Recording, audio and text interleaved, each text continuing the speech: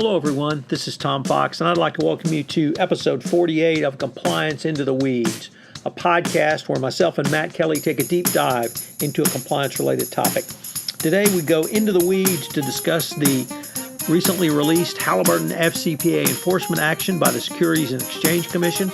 We take a look at the underlying facts, consider the internal controls, failures, violation, circumvention, and override.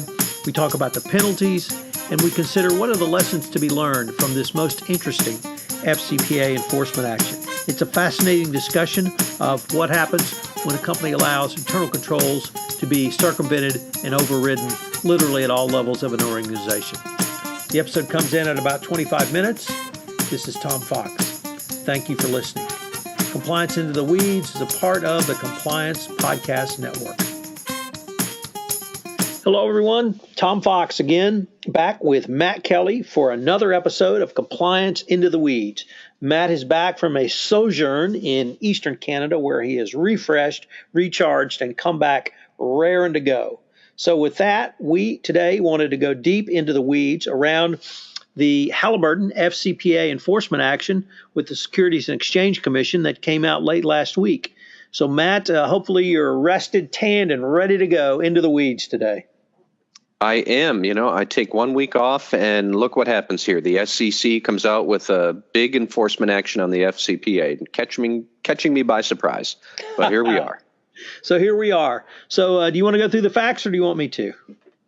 I can go through some of the facts as I know them, although, like I said, I was only paying attention to this catching up yesterday and today. So if I'm forgetting any, I will probably need your help. But I know that to a certain extent, this seems like a standard issue FCPA enforcement violation, came from Halliburton, where there was some sloppy third-party oversight that led to accounting controls and internal controls, policies and procedures that Halliburton had, which did not work. The details of it are, I think, roughly from about 2009 through 2011. Halliburton's vice president, who was in charge of Angolan operations in Africa, the Angolan government had told Halliburton it could not proceed with a large project because Halliburton was not working with enough local Angolan businesses.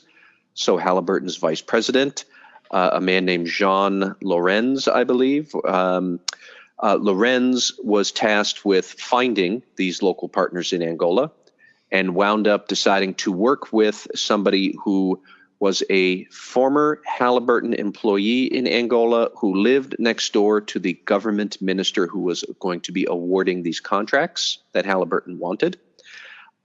We have all sorts of quirky policy and procedure violations, such as, for example, Halliburton was supposed to start with what is the scope of work that we want to fulfill in a local market, and then let us go and have a competitive process to find the local partner. Essentially, Mr. Lorenz here ran this in reverse, where he started with the local partner that he wanted, who, of course, lived next door to the government agent who would be approving these things. But they found the local partner they wanted and then basically reversed engineered a contract to fit. I know that ultimately this wound up with what I thought was a fairly big fine for internal control violations.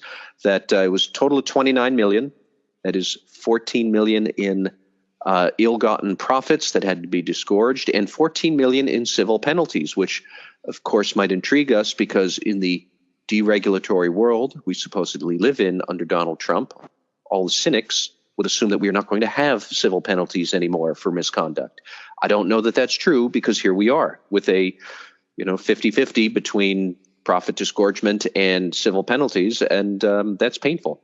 And I mean, certainly for Halliburton, I know that they've paid a lot of money in the past, but you would think if you wanted to be cynical about the Trump administration, we would not have any penalties at all. This is a sizable thing for what we would expect these days. This is the first FCPA violation we've seen settled, I think, under the new SEC chairman, Jay Clayton. And Mr. Lawrence himself wound up with a $75,000 personal penalty he had to pay. I'm sure we can get into more details after that, but Tom, that was my take on the facts. Have I forgotten anything?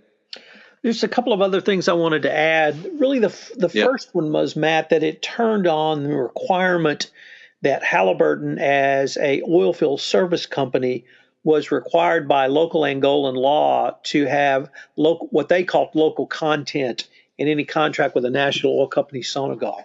And I think that's important because that is not an unusual requirement in contracts with many third, second, and sometimes even first world countries. You often have a local content requirement. Sometimes you have to put money back into the local economy in other ways, but having that sort of requirement is not unusual. And energy companies, pharmaceutical companies, telecom companies are going to have to navigate that requirement really in any contract with a state-owned enterprise or a nationally owned company such as Sonangol. So for that reason, I thought it was instructive and useful for a compliance practitioner because many are going to face that issue.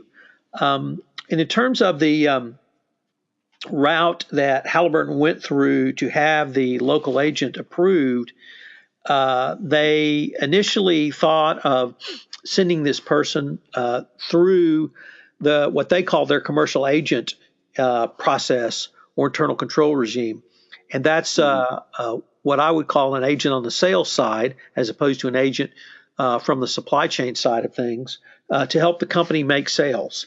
And that attempt it wasn't stopped because it never started, because of the robust program Halliburton had put in place from their prior FCPA enforcement action around having commercial agents. The company, I think, had made clear that they were not looking to put on additional commercial agents. And when they explained the process to the business folks on the ground, that's really when they switched their thought or decision-making calculus to maybe have this person come in through the supply chain side of things rather than the sales side of things. So once again, for the compliance practitioner, I think it's important to understand that this might be a way that business folks would try to circumvent internal controls, and that compliance needs to have visibility over people that represent the company. Whether they come in on the sales side or whether they come in on the supply chain side of things. In terms of the internal controls, I thought it was instructive in the number of ways internal controls were circumvented by the local Halliburton business folks. There was a requirement that any supplier had to be competitively bid, and that requirement was circumvented. There was a requirement, an allowance for a sole source supplier if that supplier was demonstrated to have technical or other specialized expertise, which could not be found through a competitive bidding process. That control was circumvented. There was specific review by Halliburton on Halliburton corporate office personnel on the services which the third party was to deliver. And basically it was determined that Halliburton itself could have provided the same or similar services at a much cheaper rate. So sort of that requirement was circumvented. All that led to what you have described, Matt, which was a problem, or really a solution in search of a problem. And that solution was, here is the person we're going to use for our local content, and we've got to find a way to ram them through the system so that we can execute a contract with them. Unfortunately, it turned out for Halliburton that a contract was executed before the senior management overrode the internal controls and approved the contract. So we had a contract entered to in September with payments made through December.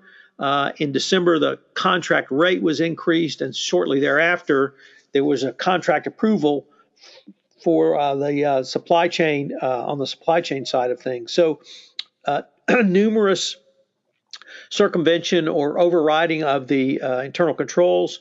We had management override of the internal controls. There was a provision, of course, that management could override the internal controls with appropriate documentation as to why. That was not in the settlement document, so I think it's fair to assume that didn't exist either.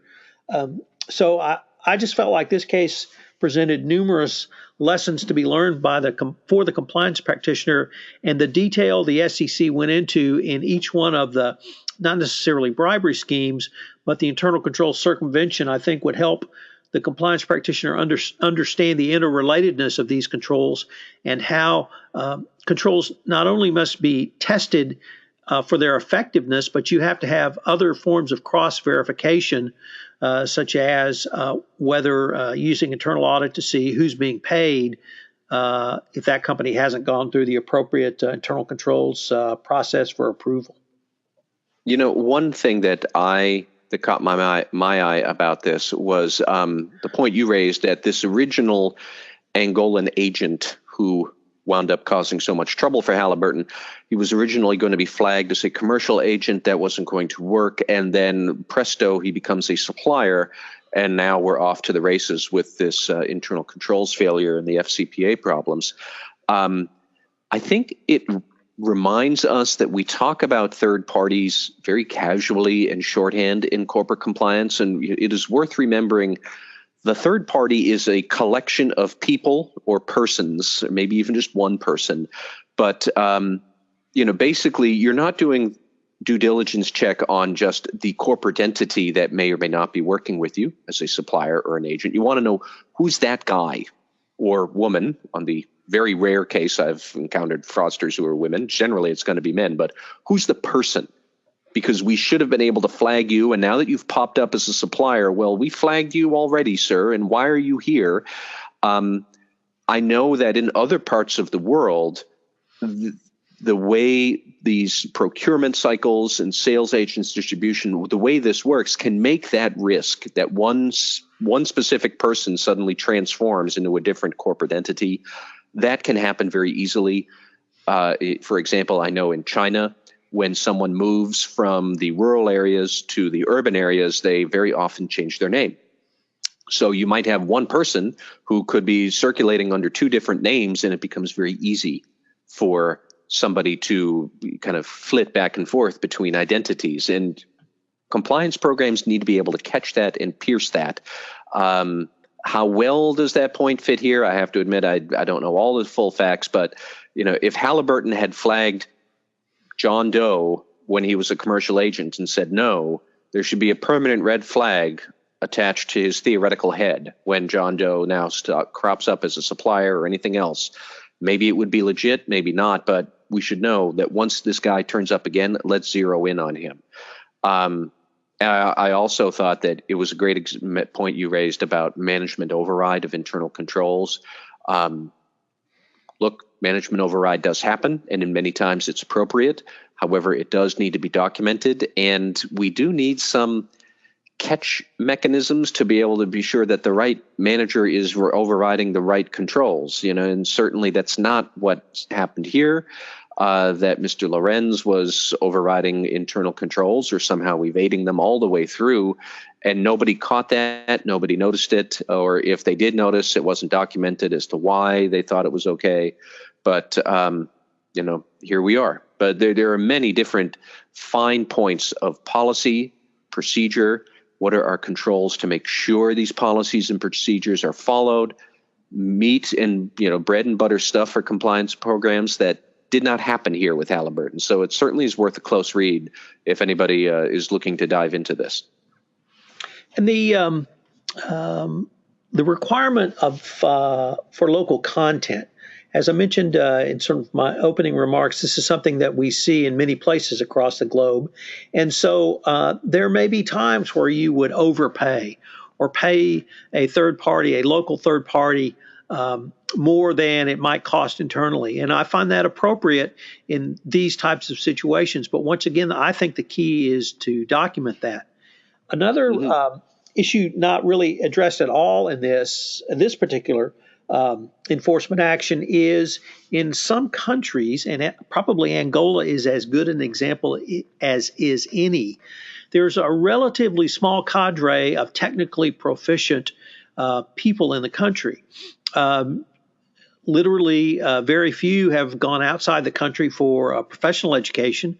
And so the people who are available to you as potential third parties, whether they be sales agents, whether they be third party suppliers, whatever their classification might be, there's a really symbiotic relationship with the government. They move between government jobs and the private sector with some ease, certainly more ease than perhaps here in the United States. And with a country dominated by one energy company such as Sonangol dominates Angola, and the dearth of professional Angolanese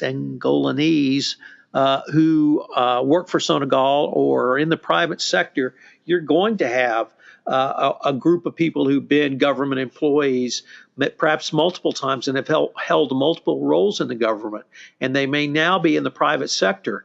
And that may present challenges for you, but I'm firmly convinced that if you make the business case for hiring this third party at this time for this contract and document it, that I think the government will give that a fair hearing. And I certainly think that from what we've seen this spring in terms of the declinations, both or at least the Department of Justice is willing to take a look at that once again if you have made that documentation and have transparency up front. I wholly agree. It's a little simplistic to say that regulators are government or human beings too, and they can appreciate the complexity of cases, but that is true. And it's certainly something that you are going to encounter if you're working on complex projects in emerging markets, that you've got a lack of skilled labor. And why wouldn't skilled labor who is in that market also going to work for that government regulator? To a certain extent, it's not much different than regulators here in the United States who then drift off to work for, either law firms, big four accounting firms. They work at corporations running financial reporting or something like that. It happens here, it happens there. The key is just, can you justify this? And will you go through that actual exercise of justifying it and documenting it? And if you do, I am hard pressed to believe a regulator is going to turn around and say, well, tough luck, we just don't like it on principle, here's your penalty. I don't think that's true. And so far, we haven't seen any evidence of it. So I think you're right on. So, Matt, I really found quite a bit of information in this enforcement action, certainly quite a bit for us to talk about. Maybe we could have a few words about the individual fine and penalty. We had a fine of $75,000 for Janot Lorenz, and I believe that's the highest individual fine of someone who has settled an SEC action. We've seen higher fines, but I believe those were court imposed. So this may be the SEC communicating that they're going to take a very, very tough look at individuals going forward, and they won't hesitate to levy a fine they deem appropriate as well. And that does jive with what others in the Trump administration, especially over in the Justice Department, what they've said about FCPA enforcement and corporate misconduct generally is that an actual person at the company has to do it. So why aren't we prosecuting the lawbreaker? This is the civil enforcement version of that idea. I'm sure Mr. Lorenz is not terribly enthused about the record that he just set, but nonetheless, if you are committing misconduct, then it's not unreasonable for the agencies to go after you vigorously. It sends a message. Let us also remember that there are other people out there who may be violating the FCPA right now, thinking, what's the big deal? What's going to happen to me? This could happen to you.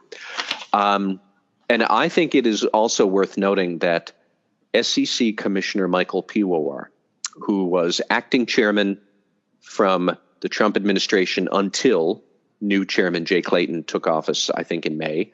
But Commissioner Piwowar, who is a hard conservative on many, many issues, and he is down the line, you can pretty much guess what his attitude is going to be.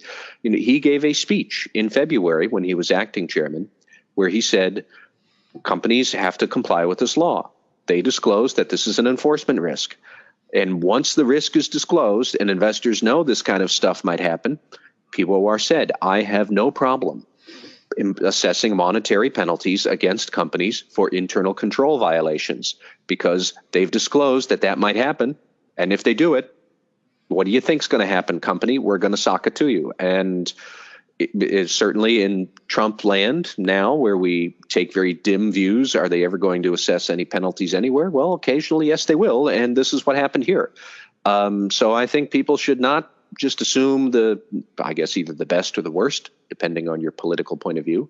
But they should not assume that monetary penalties are going to go away just because the Trump administration is here. That's a monetary penalty. We're staring at it. And if you break these laws, you're still likely to face risks in enforcement. Well, Matt, this has just been, for me, a fascinating enforcement action to take a look at and dissect. I really appreciate your insights into this. And I hope we get something juicy going forward so we can go into the weeds on the next one. This is Tom Fox again. I'd like to thank you for listening to this episode of Compliance Into the Weeds. If you have listened to this podcast on iTunes, I would greatly appreciate it if you would rate our podcast, as it would help in our rankings and also help get out the word about the only weekly podcast that takes a deep dive into a compliance or compliance-related topic. Also, if you have any questions, please feel free to email me at tfox@tfoxlaw.com. You can email Matt at mkelly@radicalcompliance.com. Thank you again for listening. I hope you will join us next week for our next episode of Compliance Into the Weeds. Compliance Into the Weeds is a part of the Compliance Podcast Network.